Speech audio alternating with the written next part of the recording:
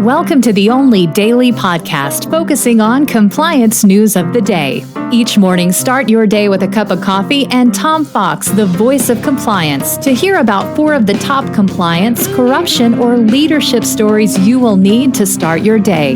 The Daily Compliance News is a production of the Compliance Podcast Network.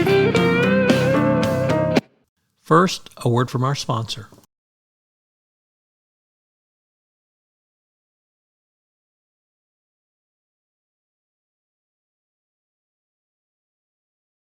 The Daily Compliance News for May 5, 2023. Yes, it's Cinco de Mayo. The corruption is a cancer edition. And we begin with that story from the EUObserver, a first-time contributor to the Daily Compliance News, who reports that the EU is looking at proposal to harmonize and tighten anti-corruption laws in an effort to crack down on cross-border graft and migration, as the EU believes this will lead to an erosion of democracy.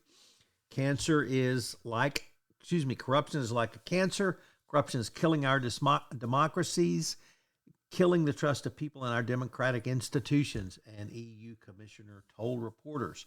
Under the proposed rules, EU countries would need to adhere to minimum requirements to ensure that privileges and communities and immunity can be lifted during corruption investigations, and police have appropriate investigative tools to fight corruption.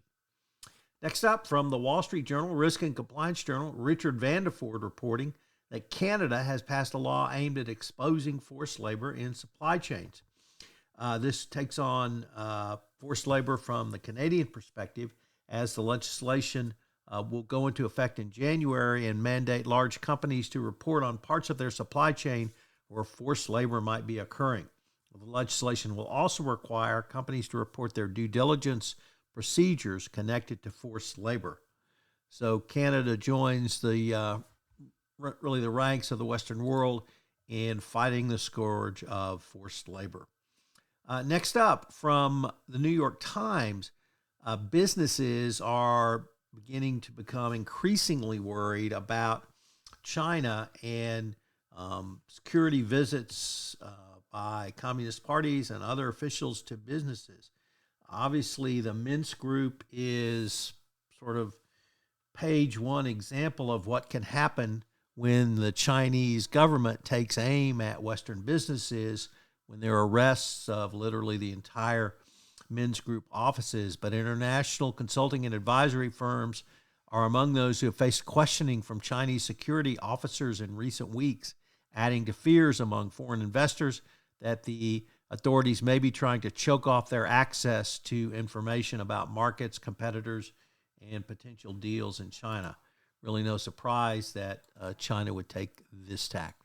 And finally, from the Wall Street Journal, the former OpenSea employee was found guilty in the first NFT insider trading case.